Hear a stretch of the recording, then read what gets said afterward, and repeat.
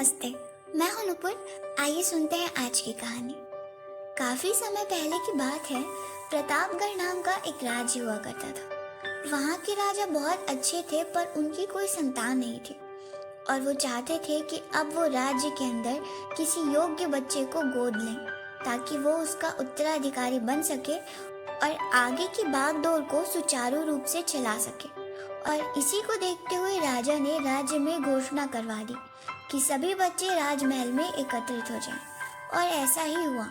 अब राजा ने सभी बच्चों को पौधे लगाने के लिए भिन्न भिन्न प्रकार के बीज दिए और कहा कि अब हम 6 महीने बाद मिलेंगे और देखेंगे कि किसका पौधा सबसे अच्छा होगा।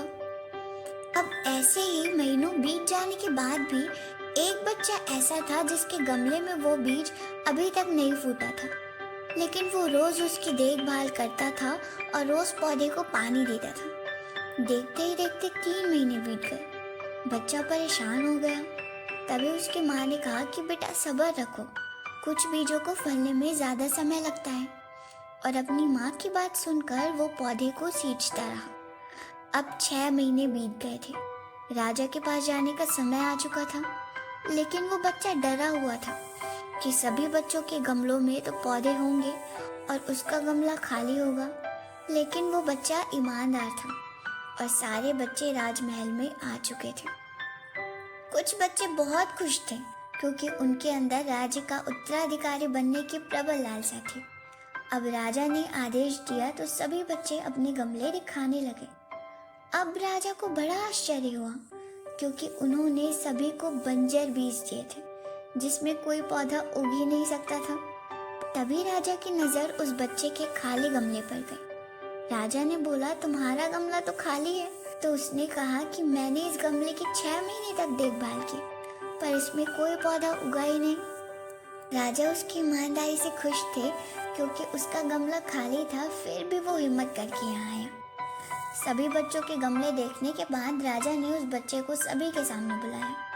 बच्चा थोड़ा सहम गया और राजा ने वो गमला सभी को दिखाया। सभी बच्चे जोर जोर से हंसने लगे। राजा ने कहा, शांत हो जाइए, इतने खुश मत होइए। आप सभी को दिए गए बीज बंजर थे और आपके गमले में ये पौधे मेहनत से उगे पौधे नहीं हैं, जबकि ये खाली गमला सच्ची मेहनत और ईमानदारी का प्रतीक है। राजा उसकी ईमानदारी से बहुत खुश हुए और उस बच्चे को उस राज्य का उत्तराधिकारी बना दिया गया। तो इस कहानी से हमें यही सीख मिलती है कि हमेशा अपने काम के प्रति ईमानदार रहिए और खुद पे भरोसा रखिए। फिर देखिए सफलता आपको कैसे नहीं मिलती।